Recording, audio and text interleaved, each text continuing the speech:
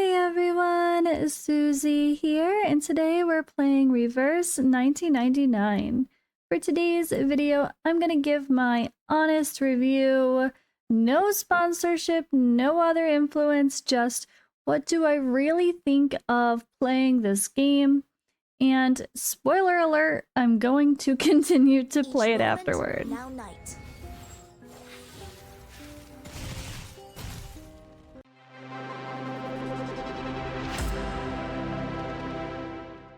So I've been playing for a week. I played pretty lightly for a few days, so this is more like day 8 or 9 or something, I think, actually. It'll give me it. Why won't it let me? It doesn't want me to grab it. Okay, there we go. We have a PC client, so the game is available, of course, on mobile, but also it does have a PC client, so that's really good to know. I love when you can play on both and have their dedicated things and not have to use emulators. So that is really great. Also, it's just the vibe. You saw like the vibe of the gameplay could be seen as a little bit cheesy per se, but it's honestly not. I expected to think it was a little bit cartoony feeling in a sense of, I don't know, sometimes that comes across as cheap.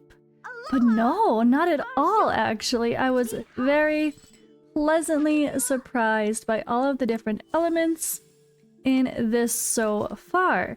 There's an interesting vibe when it comes to just completing the stories as well, and the music, the voiceovers, and everything just feels so good. Now, the main story has these acts that kind of go through like chapters with stages in between. And there is a lot of story. If you are someone who wants to appreciate the story, I think this is a great game. But if you're a story skipper, you can just skip it all. But if you kind of want to be a little bit of both, let's say you're busy, you want to grind a bit and unlock some content, you can come here. I love this. So the Atlas story review, we can go ahead and like watch some old story. Let's say you were just busy for a little bit and but you wanted to push through to get to the end of 215, so you unlock whatever content you were stuck at as far as something you wanted to grind or access to an event if you're a new player. And yeah, you can go back and watch it later, or if you're a content creator or just someone who likes to dive deep into the lore, you can go back and rewatch and replay scenes. So this is a huge plus for me. And the voice acting and music is amazing.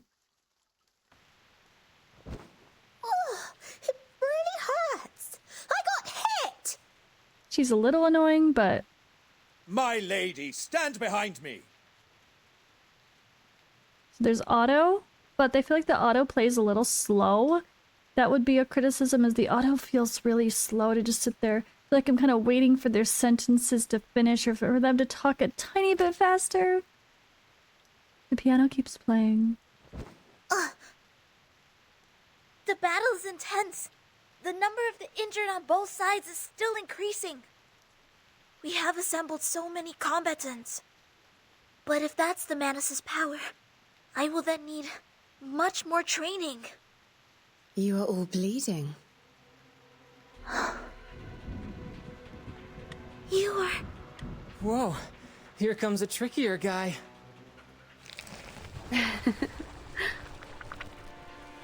There we go. So there's a cool vibe to this. It's a little bit gritty, a little dark, a lot dark. What am I saying? There's some characters you really are intrigued about, and I have to say she's definitely one of them, Arcana. But she's a little bit of a sexy waifu as well. They definitely give you a little bit of that. But yeah, I don't know. I think they do pretty good with the story. I would just say it feels a little bit slow paced, but that is the vibe. This is a dark, eerie, calm, but yeah, rarely like fast-paced go feel to it. Like, it doesn't make you feel anxious, it makes you feel like intrigued and like more of a relaxed pace. But you can always like, We're in trouble. Spacebar. Everybody, keep 50 feet away from her. A little quicker. Or you can literally just skip the whole story and go to the end and go straight into the battles when you're doing it in the campaign mode. So I like that there's a lot of options for people that want to consume the story at different paces. So the graphics, that was one thing I kind of mentioned right away, is It does have that anime gacha vibe, but is that a bad thing? I don't think Please, so. Have a seat. You'll always feel at ease in my room, no matter the time. So they have these skins that are part of graphics that are free, which is pretty cool, honestly. And yeah, you could see when I started playing that there's the little characters that are in the bottom corner here. That's how they look when they're playing. And at first, my first glance was, oh, Go find it in the woodpecker house by the I guess street. it's more like the chibi, is that the right term, I guess, style? And I didn't think that me or my audience would necessarily resonate well with that. But let me just go do a random... I don't know, okay, you know what, let's just farm a quick resource, even though I really need to farm the event stuff, but we gotta do that slowly. So here I need to farm. So let's just go in. So the stages are interesting and okay. The bosses are pretty cool, honestly. And here's the vibe of the graphics for the battle. This is on a fast speed, right? You can slow it down if you prefer to enjoy the graphics, or if you're first checking characters out for the first time and you really want to enjoy the gameplay. But it does have a little bit of a, I guess, cartoony style, but I think it brings enough interesting elements with really quirky, strange boss and character design. And I like the style of the animations that come along with it. Now that one I guess didn't really show it off too well because we didn't even get to their ultimates, but yeah, I think it's pretty well done and it didn't distract me the way that I thought it would. I kind of thought I would think the graphics are meh, but the story, like I showed, is actually very beautiful. Another thing with the Atlas that you can do besides check out the video or the, I guess, story playthroughs here is there's also this gallery. So you can see the vibe of this just by looking through these images. It's got a really cool artistic vibe, and I feel like this might appeal a little bit more than some of the other bright, colorful, cutesy, more, I guess, Genshin vibes, right? So one of the elements in this game related to character development that's pretty cool is the insight system. So as you increase their insight, it adds to their stats and allows you to take them up to even higher levels. So you can only take characters to level 30 at first. And what's really cool is for the higher star characters, not only the 5 and I think it's 4, 5, and 6 star characters, you actually have a whole nother skin that you get. So like when you take a character to Insight 2, you unlock a whole nother skin to use, which is so cool. And that gives you this beautiful little artistic piece as well. And when you're here on the character, you can choose.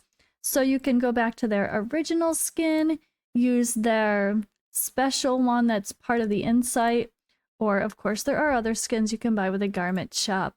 But that's a really cool element to the I guess hero advancement system, is that insights also link to cosmetics. So they have this basic, again, level up system here. I'm running out of resources, yes. But we're gonna go farm for some more and do some more story after this video. And I don't know, I think it's a pretty solid system that gives you a little bit of flexibility, but also isn't overwhelming. So, okay, leveling up a hero, there's insights, there's portraits that are their dupes. This is like the dupe system. It gives them some extra stats or damage or abilities. It's kind of like awakenings in a lot of games. There's also resonance, which is what I've started here. So there's these plans where you can get these pieces that add to the hero's stats as well. So like there's kind of some people put out ideal plans for each character to maximize getting the goals for like what, crit or crit rate or whatever it may be, damage reduction if they need it or whatever. Like I have some extra spots here, I should probably use it, right? So that is something that's pretty cool. And as you level up these pieces, they can do or give you more. So I'm still diving into this a little bit, but oops, let me just close that. But I think that's an interesting way to do it. It's like creating a puzzle and you can only fit so many pieces into the puzzle to make up your ideal set of stats. So you don't worry about leveling up your cards, your skills for characters in this game. That comes within the battle and the gameplay, which I will show you separately. The other part of character development is always some sort of gear, right? Well, this game just has psych cubes, and that's it. So you put on a psych cube for your character. I mean, I guess technically the resonance is like gear. You can piece together different stuff to get a whole set of stats, and you can level up those pieces. So I guess that's kind of gear too. But this is the other, I guess this might be more like the artifact. Like this gives big stat bonuses and some extra abilities here, or amplifications add to your overall kit, right? Does sometimes extra abilities. So like I chose this one as a free 6-star psych cube for this character because it relates to having negative status on your enemy and doing more damage, which she puts out a lot of debuffs, so that is pretty a good thing to have happen. I guess the other points would be character development here. There is, I guess, the behind the scenes of the lore, her story. There's items that relate to her that you can learn about. There's playing the voiceovers, and there's kind of their TLDR about their life and getting to know them. So I like to see that on these character pages as well. But here, I guess, yeah, there's a bond as well. That's a good point. Every character has tags that show you what they do. Your bond is increased over time. Here is, I guess, it's kind of hard to show a better example of that, but you can increase their bond with the wilderness little setup that they have as far as the content goes. There's, yeah, a lot of ways to do that by playing them, by tapping them. There's just a bunch of ways to increase your bond. So this is the wilderness area here. And overall, it's pretty interesting. Like, it's kind of reminds me of Eversoul, or if you had the teapots in Genshin. But this is like, you have a critter center where you can grind for resources to, I mean, honestly, you earn all these coins and stuff for a shop. That's probably the best part of the value, I think. And yeah, all of it relates to improving your overall account, honestly. Like, there is, besides the critter stuff, there's this dust, there's sharpened Dante, there is the overall, like, town hall, or paleo hall, for the basis of the buildings that you have to upgrade. This wishing spring is pretty cool because you can just create resources as you can. I guess you'll get the lower level of these basic items from doing a ton of different content. Look at all this. You'll get this just by going through the chapters, and then you can turn it into the resources that you need for increasing the characters. I guess this is for insight or resonant. So some of the types of improvements for heroes do use the same resource. And that's a whole other element of the content of this game. You can spend hours recreating or designing or adjusting and playing with themes, and you could purchase cosmetics for it. It's just... now here we go. See, and it's part of your battle pass as well as doing that. It's going to be part of the tasks, claiming stuff, going to other friends' wildernesses as well. You visit just like the teapots in Genshin. So there's going to be a lot of things that feel familiar here for that. Now, along with character development, you kind of have to talk about the content that goes along with it, because you're normally grinding out some resources to get that development materials. So the basis, besides event shops, are all of these other areas of content. There's a lot here. So this artificial somnambulism is a great place for resources, and it becomes the end game content as well. After you complete surface, there's limbo, and that's apparently some of the hardest content in the game. So it's something that you will focus later on. There is some interesting endgame content besides like the main story here, which I know has at least 6 chapters. or X. Reflections are old events. This is super cool. So like right now we have this Showdown in Chinatown event that will eventually come here as an event. So you can actually play through the old events if you were not here, or if you want to relive them, you can check out their stories, and there are shops that even go along with them too. And you get this weekly, you get a can that is allows you to like to do so many at a time. So that'll be something to do after like you're done with your current event and your main story. This is another one as well. I haven't even unlocked any of this, so I'm not gonna go into the anecdote stuff. I can't really show it. Resources, again, this is the general farming for your basic, like your coins, your gold, your level up materials. This is our which one is yes, this is for leveling up the Paleo Hall, which is in the wilderness, so that's specific for that. And then this Nemuanalysis one, you get 2 per day, and this gets you the resources for getting Psych Cubes. So the game does give you a free 6-star Psych Cube with the current things that are happening right now. Anyway, I don't know if that could change in the future, but you get 1 6-star Psych Cube of your choice, but you also can purchase more from the shops just by making sure you do those 2 content a day. And then there's all of these 6-star content is literally farmable. And look at this. This is even including the limited heroes that were on a banner that had an event that if that character goes away and it's only once per year, you would have lost the chance to normally get special resources in most games. But this one actually allows you to purchase their Psych Cube from a shop. That's just so cool. I think it's wonderful. So lots of great stuff. All of the shops relate to the content, of course, and it's really interesting to see. Honestly, I really love it. The Wilderness has their own shop with those resources that I was showing you. There's garments. There's so much in the shops related to the content that just make it such, I don't know, they give you real value into actually taking part of the content. So like, this is the current event right now. But I'm gonna go back to the event-specific discussion afterward. I think it's a little bit better as a separate topic. So the actual gameplay, let's go ahead again and do a battle somewhere, because it's important to show you guys what this really looks like. So we're gonna go ahead into the plant one, right?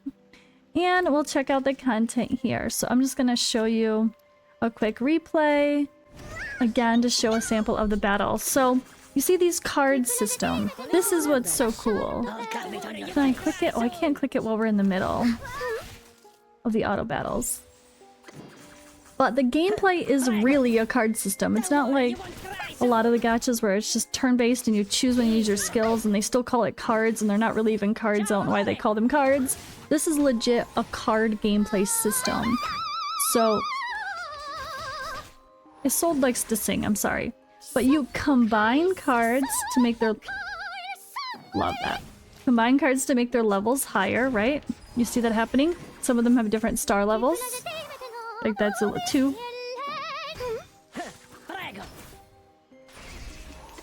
And then as they use their abilities, they get these points above their head.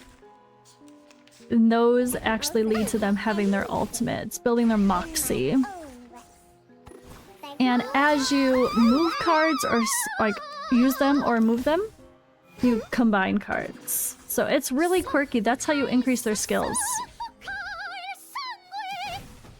But I love the graphics for these. I actually think it's really fun. Again, I was kind of I thought might be turned off a bit by the whole very chibi sort of styles, like cutesy little tiny characters, not really looking like their fancy self for the graphics, but I actually think they do a very good job giving interesting bosses and making the animations very fun. So you can kind of see how things are broken down as well with the gameplay here, and there is tutorials everywhere, which is really, really helpful. So overall, the enemy system, like you could see we have different afflatuses, so like red beats green, green beats blue, blue beats gold, and gold beats red. And then like the purple and yeah, gold, I guess, or that's like brown. But you know, like light and dark in this game are kind of a thing, and they counteract each other. And every single battle has great details on the bosses and your enemies, so you can prepare properly. You can click everything and see what that buff or debuff does very well. I think they do an amazing job with their gameplay, like information screens, which not a lot of games do. I'm surprised at how often I'm like begging for more information. But yeah, there's the basics here again, and you gain extra damage, so you really need to play that, or at least you know that like the light dark, like she's spirit, I guess is what it's called here, they're kind of neutral to the other ones, so they're always a safe play. So I guess I would say it can be a little overwhelming at first though. You saw how much I clicked on, and that there was just like this and this and this and this and this and this whole thing here that unlocks even more things. And I feel like every game feels a little overwhelming at first, right? And then you're like, wait, I just did only 1 week of gameplay and I have all these characters to look at. The game's pretty generous with summons, cool, but who do I build? Like, that can really get overwhelming. And I think the basics are pretty simple with picking a couple, like a main DPS, a sub DPS that provides like some damage, but also maybe something extra valuable. A lot of these, like, I guess not supportive, but she's kind of considered a support hero as well. And they're just more than just a basic damage dealer. And then there are support heroes that directly like dispel debuffs or buff strip off of another enemy, or of course heal as well. And I think it's pretty cool that like in this game, like Sotheby here does a mass attack, exploding poisons. Oh, and she's also like the healer. So she has this cure thing when the round starts, restores HP based on the caster's attack. So she heals and explodes poisons as the same character. Like, I thought that was a really interesting thing as far as the elements of their character building as well, and the gameplay too. So related to content, I realized there's something I really have to stress.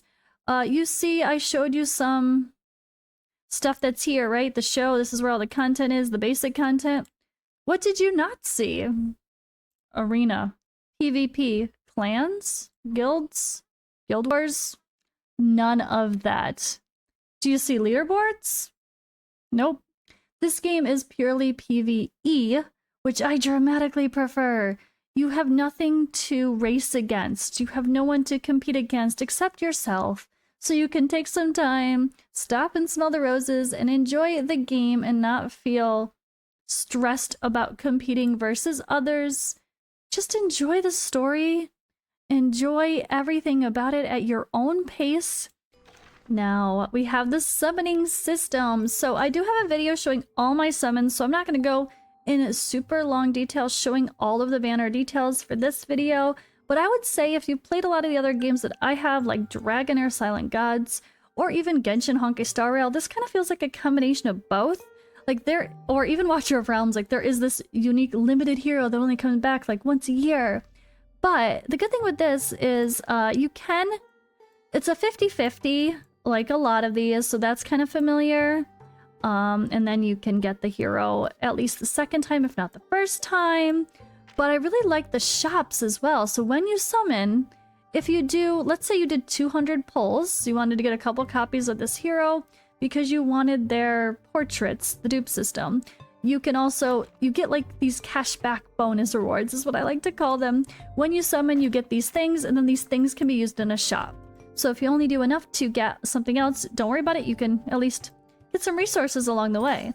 The basic summoning system has the same thing. So when you do your basic summons, you get these lost tracks, and they like then you can buy. I already bought mine, like Unilogs. I already bought all mine, but you can see here, like you can just purchase these. Those are more summons. So I love that. I really do. I think it's super cool. I also love that they have these here for memories, the portraits, as well, with just buying them in the shop with a higher currency. And then the kind of the diamond system of this game is just a straight convert them for more summons as well. But there are 2 limited events going on now. This is the first, as you can see, rerun banner. This from last year. And this is a new character as well. Revelation of Water is a banner they call the scam banners. I'll avoid those because there's no guarantee, is what I remember. Nothing. So these banners don't share a guarantee on another, just like Dragonair. Like each banner has its own guarantee, like its own pity, so to speak. So like you don't want to pull, I mean you want to pull on the limiteds, but you want to make sure you're pulling when you're going to guarantee you're going to get the hero, because the pities don't carry over from other banners as well. So make sure you have enough to hit that 6-star character and then stop, or to hit multiple if you are gonna go for that. But this one is just like, this one is just meh. It's actually quite funny if you go in the Discord. I saw people post, I pulled on the scam banner so you don't have to. There's a reason that people joke about it. It's not the banner of choice. Ripples on the Water is a really fun banner, so I already got Sotheby. She's probably the best pick here for Ripples on the Water, because they're also going to be doing a banner soon for Pickles, is what I've heard for one of the next runs. But Sotheby is a great, I showed you, healer and a poison exploder, and you can guarantee this hero by doing your summons. Just guarantee it, period, no question. That's what you get. So they do have a 100% guarantee selector between these characters. So that is something that I chose to do right away. I personally pulled on the standard banner here, amongst the lake. Shouldn't have done that, but you know what? My summons resulted in a top tier hero, so in the end I don't regret it. But this has a more limited hero pool. That's the other thing as well. Like you can see the drop rates here, all the characters that you can pull. But then if you come up here, you take a look at the details here, this list is a little bit bigger. There's a few extra characters in here as well that are related to the other limited events. So this is super fun that they allow you to get both. So like, she is on a banner here, right? But guess what? She's also on this banner. But now if you take a look at her banner, you can see that the other new hero is not there though. So that's something to keep in mind too. Be very aware of what you're pulling. Like on this banner, you could pull her, but on this banner, you can't pull her. So there's some interesting stuff there. This Seeker in the Cave stuff, this is just a generic overall rate up. This is kind of feels like a scam banner too. I don't know. Maybe there are certain times where people really want to pull for specific heroes that come. If that's the case, I don't know. But this one has 1 hour and 25 minutes left, so I guess this is going to change. Maybe if there is a specific hero you want, you try to grab a copy and then move on. Yeah, I think overall the game feels pretty generous, especially when there's events going on, which is pretty frequently. And you can do a lot of summons in your first week or two of gameplay and definitely guarantee some of the current limited heroes that are going on, if there is one. So when we're talking about summoning, that also relates to events, right? So the events are very jam-packed. So this is the event, like when you click here, this looks like all the events are for this, but that they're not. So that one of my criticisms would be that this is a bit confusing. So when I see Showdown in Chinatown, and I know that there's a special currency to get this resource, and you want to, the big thing with events is do everything. You can max out the entire shops if you do the events. And you can do that pretty early on. You don't have to, it doesn't take you like the whole event to do that apparently. I just started, so I'm a little slow, but you can get the hero's actual Psycube exclusive artifact during the event as well, plus all sorts of resources, summons, all sorts of stuff. You know how it goes, and I think that's pretty cool. But these events can be all very distracting. So like this looks like everything is related to this Showdown in Chinatown event. So personally, I started doing the Critter Crash event, which honestly is super cool. I love this little event here. It is like a... if you ever played Arcane Rush or you've seen content creators doing sponsorship for it, it's like that. I get this a simple version of these card games where you have an opponent on the other side and you have to counteract them with a card of your own. You play, it goes boom, the points counteract each other, and then you take out each other's main, I guess it's like the dealer in those games. You get rewards as you go along, and you can keep building. So these are super fun. This is just a mini game that's temporary. There is an auto skip battle, and you can keep rolling. But I just think this is a really cool thing to see, because I get really, I don't know, everyone gets bored once you're done with the main story, and having regular fun mini games and events allows you to, I don't know, just, yeah, do something different and not just have the same old basic grind. And it really breaks up the grind when a game does good events. So this is cool. I love it. Although even though events like this don't directly relate to that special shop I showed you, they all seem to have a pretty good set of like overall player rewards. Just by doing some of the content, there's flowing with rewards. So there's other things here, like when the alarm sounds, like some of these are locked behind normal main story content, but this is here for 23 days, so I'm not in a rush. But the main story you want to farm to get the shop, but Main's Bulletin will swap out. This is kind of like 3 different bosses to choose from and fight against a lot of, you know, I guess like this is like Immortal Codex of Watcher of Realms.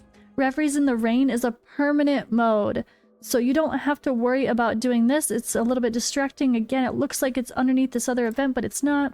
Sow and Reap has a survey. Okay. And again, another event that does look related to this current event, right? But when we entered this, let's see okay, we can see the rewards. So this again, look at all of the free drops, which means summons. So I feel like this is just a deeper story for her, maybe? I'm actually not sure. But this is not related to getting the currency for the shop. So when it comes to the main events, the best thing to do is to focus, if this is happening during a big patch, you're gonna see this set up like how it is now. And you want to farm the main event, which is just going through a story.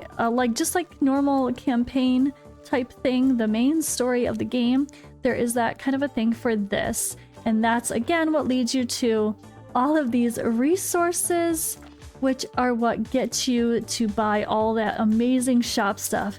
But you just have to go through and do the content. You just need to clear normal, clear hard, and then boom, you can go and purchase a ton of stuff. So love this content overall. It's really cool, and you can grind out to get a reward from the highest stage. So you do want to push through the content so you can grind it out and be able to actually max out the shop. But luckily there's 23 days left, so for me, I don't feel too stressed. I was worried that I started too late, but people have already maxed out the shop, and this event just came like a week ago, so I think I'll be good. But events are top tier here. All right, now is spending. So the bank here is related to spending. I wanted to point out what I'm gonna buy. So because I'm continuing to play, I tend to like to support the games that I enjoy. I almost never want to be free to play 100% unless I'm doing a free to play challenge specifically for that, or the game just doesn't lend itself well to spending, which is very rare. So the things that I think are amazing value are this rookie shop. For $1, you can purchase a character, which I totally forgot now. I feel like Yense and Bicorn Bloom, they're kind of the top options for the 5-star selector bottle. What is it called? Wish in a bottle? But you can buy them for $1, so I did not need to pick them. I could have picked someone else. However, I feel like this is a cheap way to spend 99 cents and get a duplicate for the portrait system. So I might as well get her to be advanced, so I'm gonna buy this and pick Beacorn to get a duplicate of hers. So let me pause and come back. There we go. I purchased my $1 thing. Now, I just thought that was really great value. Like, it's $1, it's a summon, and it's a 5-star character that's really good, or a duplicate for someone that you're going to want to max out. So the Roaring Month is probably the best value, I think. I love me a monthly card, and this one seems solid. So you get 90, so you get, alright, for $5, you get 2,700 clear drops, and a ton, 2,400 cellular activity, your energy as well. Plus you get 300 of the paid currency crystal drops instantly. So this is again another amazing value. There we go, purchase that one. So we could buy a season at a time instead of just 1 month, but let's just start with a month for now. It's probably smarter just in case life happens and I can't keep up. But there's a lot of great values thrown in the middle here. Just keep an eye on the packs. I feel like most of these games, $1 per summon is a pretty good value. There's garment shops, so there are a ton of great skins in this game. Like, I really love this one for Isolde, but I like purple better, so I'm gonna keep the one I have. But there's some really cute ones. If you love Druvis, this one reminds me of that character. Oh, I can't remember her name right now, but it looks a lot like one in Genshin. And you can even preview how this will look in game. Alright, so you can preview how the skill animation is gonna be overall, whether it be their entry into a battle, their ultimates, or their other skill animations can all be displayed here if it doesn't lag. Love it. I like that so much better than her other skin. I'm tempted now. I barely will use her probably, but I love that. Alright, and the other thing that I personally really want to buy is definitely gonna be this, the Roar Jukebox. So, of course, a Battle Pass. Who doesn't love a Battle Pass? So there are collector's editions of the Battle Pass. So the basic one is $10, pretty typical, and it gets you extra stuff, including this Druvis skin. So speaking of Druvis, she has another skin there, which I guess I don't need to buy the other one if I like this one. We'll see. And it is purple and black, which are my colors for sure. So yeah. But I love the options. It comes with 5 bonus summons, it looks like. And there is a deluxe version if you're all into collecting cosmetics like your portraits and stuff that are for your actual avatars. There's that. But I'm going to stick to the basic battle pass. So I already got to level 45 of this battle pass by playing for only a week plus a little bit. And I did not do my dailies every day at first. So that's a lot of resources. Wait, we just got a character? Oh, no, the skin, the garment. I love it. It's my pleasure to meet you. I You love said I didn't look it. very pleased? How about now? And yeah. Totally feels worth it. So yeah, that's how much I decided to spend in this game for now. I don't know if I'll spend more in the future, but I'm pretty satisfied with the spending options. The most important thing to say about spending in this game overall, I think, is that it's free to play friendly. You don't have to spend to enjoy your experience, and you ain't got nowhere to be. There's no PvP. There's no arena. Clan wars, there's no clans. So what else are you rushing against? Yourself, your own time, like, you know, there's no reason to rush. So I feel like when it comes to spending, you can do so just whatever brings you joy, whether that's skins or whether that's just summoning a lot because it's fun. Do what brings you joy because there's no reason to rush in this game. We've already talked about a lot. It's getting a long video. There's chapters. I hope you appreciate that. But community and content creation. What is the community like? I think I'm going to pull up my YouTube videos to show you that. So I have to say, I'm just so surprised at the community response as a content creator coming in here. So much positivity talking about how the game is very free-to-play friendly, new player friendly. there's nothing negative. People are like very helpful. Everyone is being really wonderful with sharing advice, which is amazing. I ask questions in my videos like, which thing do you think? People are actually responding. And I think, honestly, I'm just really surprised at the interest because this YouTube channel for me didn't do well typically when it's this anime style. Happy to find you here. I hope you continue playing this game. The story is good. Thank you. I'm lazy with the codes. Glad to see you're enjoying the game. Hope you have fun. People suggesting to do reaction videos to content. The first chapter is slow. That's the only negative comment, literally. But man, like, it's just been nothing but so positive. Great playthrough. Hope you're enjoying your week. It's really, really nice to see such an interesting community. Glad you're playing. You won't be disappointed. Just started the video, and I'm so glad to have a new player trying the game. You will definitely love this. It's worth it. I've been playing this for a year. Like, it's just full of so much comments that I don't see when I do these type of, I guess, reviews or gameplays, or even when I have sponsorships sometimes you're checking out a new game. It's just so nice to see the community responses. Things like, it's honestly super casual and player friendly. It's just play it as a side game, especially if you're tackling some bigger games. I would say the main appeal is the story. Even the short stories offer a lot of insight to the characters. So again, it's just a really cool thing. Now, I'll just quickly mention Content Creator Program. There is a post on their official channels about the Content Creator Program. So if you are a content creator and you are looking to play this game, there is some old Twitter posts to dig up. I actually had DM'd a moderator to figure out what the deal is. So I do have a link related to, I guess I'm finding out more details about the program, so I guess I can slide that here. The TLDR is there is a content creator program, and it doesn't like to let me zoom in and out. That's silly. But it does offer in-game items, cash incentives, early access to game updates, exclusive incentive campaign. I don't know what that means. Social media recommendations and reposts. That's really cool. If they share on their socials, we do that with FATELESS.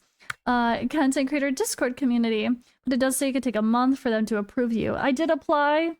Hopefully they get me in this program and I could see what it's all about. I'm really curious, but I don't know the details of the content creator program, so that is the best information that I can share if you're a content creator watching this video and you're curious.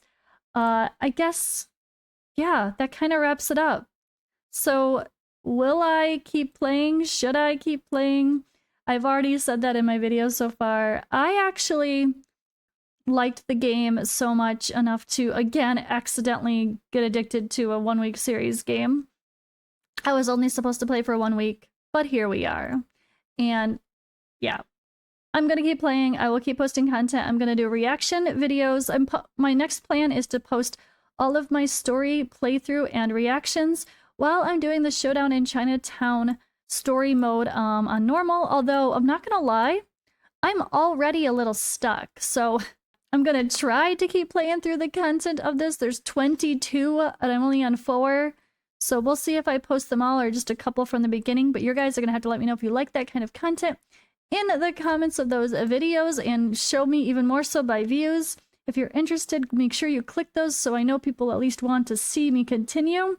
Otherwise, I might also do some live streams while I do some main story playthrough. I'm debating that as well. But I love the game. I hope to keep playing. And hopefully I'll be a part of their little content creator program here soon as well. And I can see what that's all about. And yeah, I don't know. I mean, the only thing I guess to leave you with regarding me continuing to play is that I do have a couple potential long-term sponsorships that have been talked about for maybe next month or this month even. So there is a potential that if one of those sponsorships or both of those happen, I might not have the time to cover this as well. So I could either pause or drop it if I have to. but I have to make those business decisions as well. So hopefully I get into the content creator program and I can see what that's all about. And it gives me even more of a reason to continue sticking around. But this game was supposed to be a 1-week series again, and here I am wanting to continue playing, and yeah, love it. It's amazing. I highly recommend it.